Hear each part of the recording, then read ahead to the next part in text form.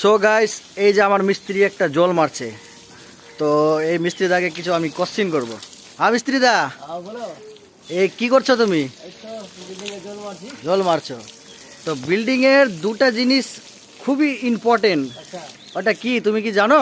আমি হ্যাঁ, আমার মনে তো এই যে পিলার পিলার। আছে, পিলার না থাকলে বিল্ডিং থাকবে কি করে? পিলার না থাকলে বিল্ডিং থাকবে না। আচ্ছা, আর আরেকটা একটা কি বলবো, একটা এই তো এগুলাই যেগুলা করছি। যেগুলা করছো এগুলাই। হ্যাঁ, আর তার মানে এই যে দর্শক বন্ধুরা, আপনারা শুনে এবার আমি কি বলছি।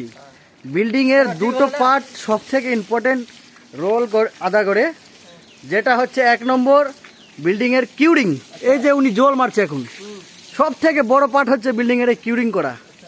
তারপরে দ্বিতীয় পার্ট আমি আপনাদেরকে দেখাচ্ছি, মোস্ট ইম্পর্টেন্ট বিল্ডিং এর, যেটা হচ্ছে এই যে কভারিংকে বলা হয় দ্বিতীয় পার্ট। একদম বিল্ডিংয়ের সব থেকে ভালো গুরুত্বপূর্ণ রাখতে হয়, যেটা হচ্ছে কভারিং। এই যে কলমটা কাস্টিং হয়েছে, এটার কভারিংটা একদম অ্যাকুরেট 40 তো 40 মাপেই রাখতে হয়। তো আমার মিস্ত্রিটা তো অ্যান্সার ভালো দিতে পারলো না। এবার আপনারা রায় দেন একটা, যে বিল্ডিংয়ের দুটা মোস্ট ইম্পর্টেন্ট জিনিস কী থাকে। আচ্ছা, তাহলে ঠিক আছে, ঠিক আছে, আপনারা কমেন্ট করে জানাবেন। অবশ্যই কমেন্ট করবেন।